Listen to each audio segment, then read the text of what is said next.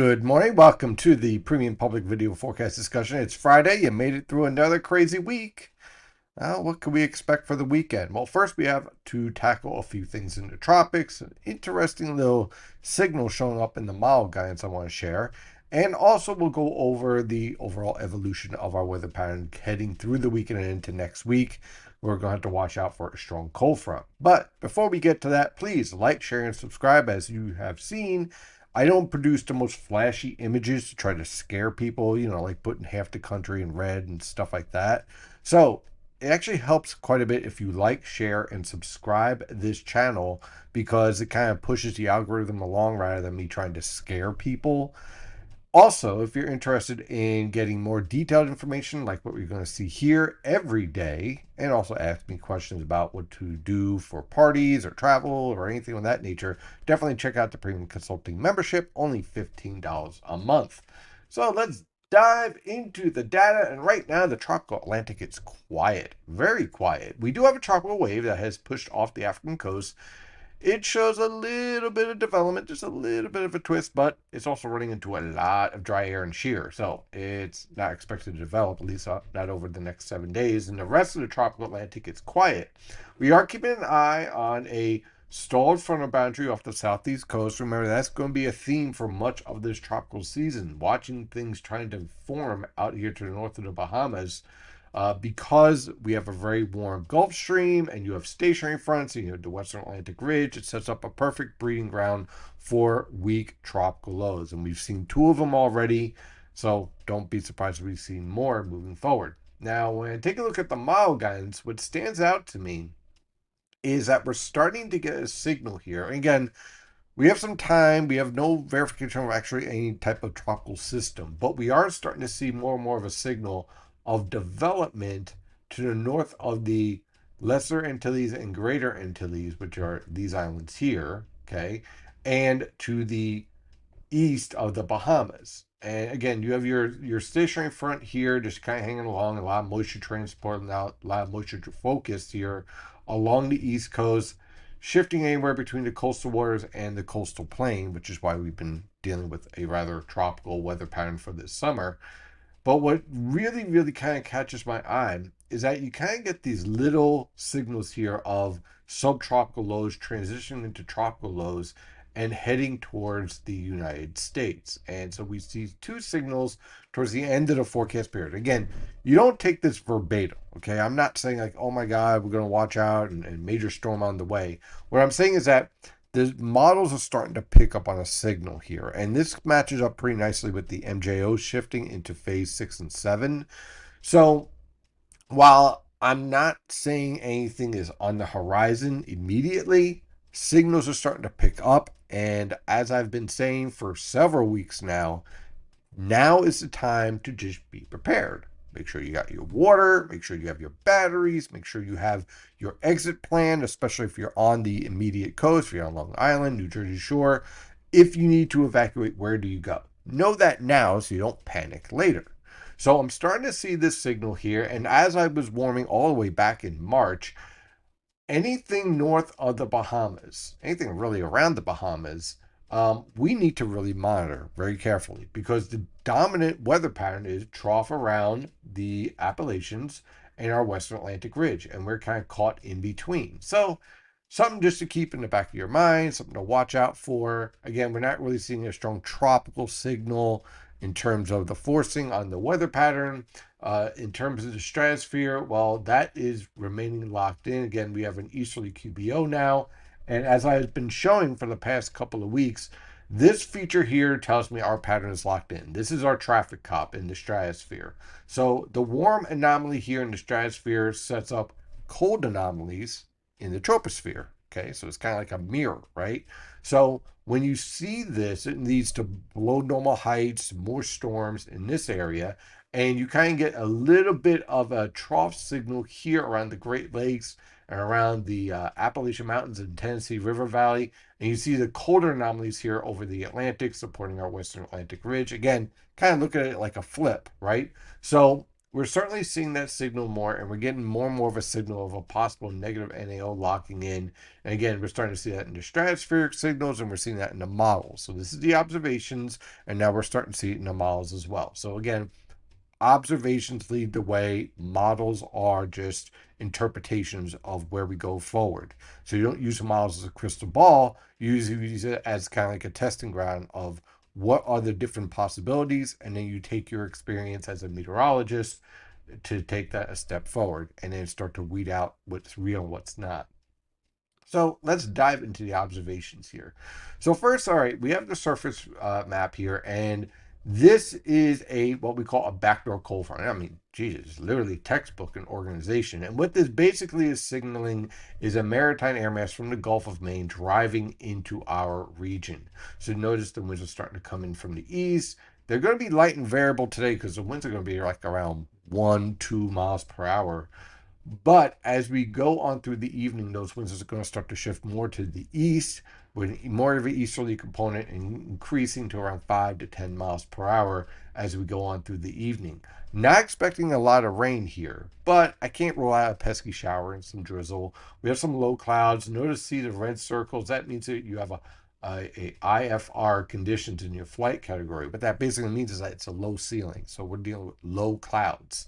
So again, this doesn't look like a washout for today or for this weekend with this type of maritime air mass, but you do have to monitor the skies for a potential shower here and there. So if you have outdoor plans, you want to have an umbrella handy just in case. And if you need to go indoors for a few minutes, you probably want to have plans for that. You can see on the surface winds are coming in from the east. Okay, so that's pretty clear. Okay, we have maritime air mass coming in from here all the way into here. So right here's the Gulf of Maine. Right here is the Jersey Shore. So you can see where your winds are coming in, and that goes all the way into the interior. So you can see that cold front is definitely going to be on the move today. And that leads also to a nice increase in our moisture in the atmosphere. A lot of this is low level moisture. So back here, a little bit of drier environment. Along the coast, that moisture is going to start to increase as the moisture transport continues. Meanwhile, in the upper levels, all our winds are coming in from the west southwest. Again, we are caught between a trough. Now, you see this trough that's in the Canadian Maritimes. You see how you have this area of confluence. This supports your high pressure system. This is your western Atlantic ridge. There's your moisture transport from the Gulf right into our neck of the woods. It shifted a little bit east today. So this tells me the mid and upper levels still has that moisture transport. The lower levels has the ocean transport. This leads to a stable atmospheric environment. So as a result, not a lot of precipitation, a few scattered showers here and there. This is our weather tap radar and surface map. Let's put this into motion. And you can see not a lot going on, but don't be surprised to get some drizzle. It doesn't show up on the radar very well, especially once this backdoor cold front drops to the south and west of your region. And on the water vapor satellite picture, you could see the interaction of those different shortwaves. So again, polar jet stream up here, subtropical jet stream down here. We're caught in between. We have a nice area of subsidence right now, so that supports generally tranquil conditions, dry conditions, but with all the moisture and increase in cloud cover, and again, that pesky drizzle. Again, you can see on the infrared satellite picture, not in a lot in terms of cold cloud tops, right? Not a lot of strong lifting. Your strong lifting is off the coast here with the subtropical jet stream. Your polar jet stream's up here with a little bit stronger lifting via some of these short waves. Not much over us, but when we take a look at the visible satellite picture, it tells a different story. You could see the low-level moisture getting driven right into the coast via these stratus clouds. And by the way, if anyone takes a picture of clouds and say, oh my God, what are these clouds doing? This is called stratus, low-level flat clouds. Very, very normal. Sometimes you get kind of like this waviness. This is called gravity waves out here. You can see some of it out here. Again, totally normal process. So you're getting moisture from the Atlantic driving in and pushing up against the Appalachian Mountains. So you can kind of get that signal right here. You also can get what we call stratocumulus, all right, and altocumulus setting up in this type of environment, as well as the low level moisture and a little bit of convective heating, very, very minor, sets up to develop some of those cumulus clouds. So again, this is all pretty much normal and expected. You can see the low level moisture driving in, mid level moisture up top. So you can literally see the different air patterns moving here in the atmosphere. So for the next 90 hours, the next real threat for widespread rainfall really sets up for Monday. I want to show you the upper level winds just to show you they're really weak heading into Monday. Okay, so we're not getting a really strong support in terms of jet dynamics. A lot of that's focused towards the St. Lawrence River Valley. Same thing at the mid levels. So this kind of removes the potential for strong speed shear for any type of thunderstorm that develops on Monday. In terms of lifting, it's going to be pretty quiet this weekend, pretty much driven by that low level flow. So again, I kept the threat for a pesky shower here and there, widely scattered, and of course the potential for drizzle because of the onshore flow, especially in the morning hours and the evening hours with all the moisture in the atmosphere. But on Monday, we get that trough moving through. Notice a lot of your best lifting and dynamics are up here, not down here. And the same thing goes for 850 millibars. We'll jump right to it. And there's our trough. There's our signal for our cold front, but not a lot of strong lifting. So what lifting we do have is going to be driven more by what the cold front is doing, low level lifting. And it's going to be capable of lifting a whole lot of moisture. Now, look, through the weekend, we see a buildup of moisture because it's all building in from the Atlantic Ocean. So as a result, the atmosphere is holding a lot of moisture. It doesn't necessarily mean it's raining, but if you get a shower, it's going to be capable of a brief heavy downpour because of all the moisture. Think of it like a sponge that you're just soaking up with all the water. Now, on Monday, the cold front moves through. The enhanced lifting of our sponge pushes our precipitable water values over 2 inches. So this tells me we're going to have thunderstorms capable of very heavy downpours, frequent vivid lightning, maybe some hail. The instability is marginal here. And downburst wind gusts, I could push a thunderstorm to severe levels because of the nature of the downburst wind gusts. Okay, basically the reason why you have that is you have a lot of moisture, which we know we have, being lifted into the mid levels of the atmosphere. It cools, that rain cooled air races down towards the ground, kind of like a hammer, and that's how you get your wind gusts over 55 miles per hour. But because the environment overall is relatively stable, take a look at the low clouds here, okay, hanging around on Monday. A lot of cloud cover before this cold front moves through. So I'm not seeing a signal where you can get sunshine break out in terms of destabilizing the atmosphere that is already featuring a maritime air mass. And the 850 millibar temperatures aren't showing a huge cold air transport push in this scenario as well. So this cold front is going to be weakening as it heads towards our region. And then here's the Cape values for Monday afternoon. Again, nothing like what we've been seeing, where we've been pushing over 2,000, 3,000 joules per kilogram. That's down towards Virginia. What we have here on Monday is marginal, 500 to 1,500, maybe touching 2,000 joules per kilogram if we get a little bit of sunshine around, let's say, Philadelphia. But this is really marginal. So this tells me mostly rainfall on Monday, maybe an isolated severe thunderstorm at that. So let's dive into this forecast because it's an interesting one still. So for today, we have our backdoor cold front sinking south. Look for variable cloud cover, a few pesky showers, but not a washout. Look for high temperatures in the upper 70s to lower 80s in Connecticut and Long Island, lower to mid 80s along the rest of the coast, mid to upper 80s on the I-95 corridor, and mid 80s over the interior. For tonight into tomorrow morning, variable cloud cover, a little bit of fog, a little bit of drizzle, low temperatures in the upper 60s to lower 70s over the interior, lower to mid 70s along the coast. For tomorrow afternoon, not bad. Variable cloud cover, a few pesky showers here and there. And again, because of the amount of moisture, could produce a moderate downpour, but not a washout in any way, shape, or form. Watch out for a little bit of drizzle. But really, for most of the region, a mix of sun and clouds. Look for high temperatures ranging from the lower to mid 80s along the coast, upper 80s to lower 90s on the I-95 corridor, and lower to mid 80s over the interior.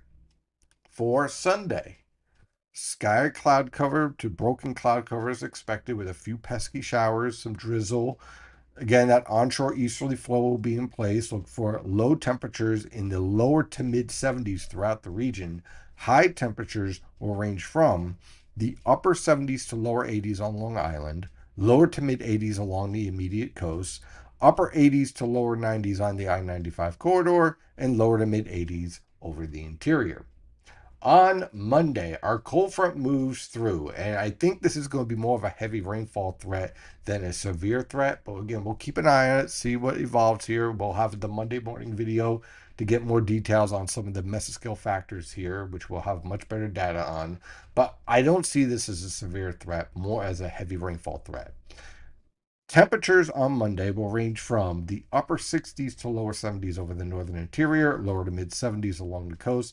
High temperatures will range from the lower to mid 80s on the immediate coast, mid to upper 80s on the I-95 corridor, and upper 70s to lower 80s over the interior. On Tuesday, the front stalls out and basically becomes a trough along the coastal plain. So look for sky cloud cover, a few isolated showers. Low temperatures will range from the mid to upper 60s over the northern interior, upper 60s to lower 70s in the suburbs, lower to mid 70s in your urban areas. High temperatures will range from the lower to mid 80s along the coast. Mid to upper 80s, possibly touching 90 degrees in a few locations on the I-95 corridor, and lower to mid 80s over the interior. That lower 90 is basically dependent on if we get enough sunshine around Philadelphia. On Wednesday, front becomes a trough, sky cloud cover, a few isolated showers or thunderstorms will be possible in the afternoon. Look for low temperatures in the upper 60s to lower 70s over the interior, lower to mid 70s along the coast. High temperatures will range from the mid to upper 80s along the immediate coast, upper 80s to lower 90s on the I-95 corridor, and mid to upper 80s over the interior. On Thursday, a cold front approaches but stays far enough west to just produce some sky cloud cover, maybe an isolated thunderstorm in the afternoon. Look for low temperatures in the lower to mid 70s. High temperatures will range from the mid to upper 80s along the coast, upper 80s to lower 90s on the I-95 corridor, and mid to upper 80s over the interior. Then on Friday, another cold front approaches with showers and thunderstorms expected in the late afternoon and evening. Ahead of this cold front, it is going to be toasty with low temperatures ranging from the lower to mid 70s over the interior, mid to upper 70s in the suburbs, upper 70s to lower 80s in your urban areas. High temperatures will range from the upper 80s to lower 90s on the immediate coast, lower to mid 90s on the I-95 corridor, and mid to upper 80s over the interior where those thunderstorms will invade a little bit earlier. So that is your forecast discussion for today. Have a wonderful weekend, and as always, stay safe out there.